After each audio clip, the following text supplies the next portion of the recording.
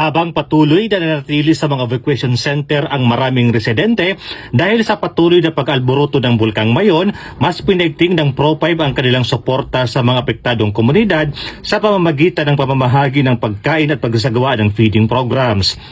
Layunin ng mga inisyatibong ito na matiyak na may sapat na nutrisyon at pangangalaga ang mga pamilyang naapektuhan ng sitwasyon.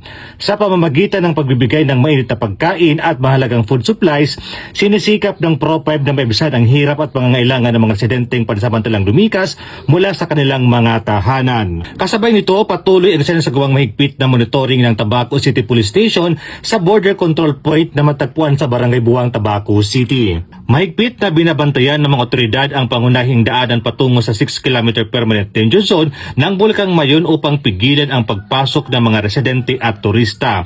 Ang hakbang na ito ay bahagi ng mga preemptive safety measures ng lokal na pamahalaan habang nananatili sa alert level 3 ang bulkan upang masiguro ang kaligtasan ng publiko.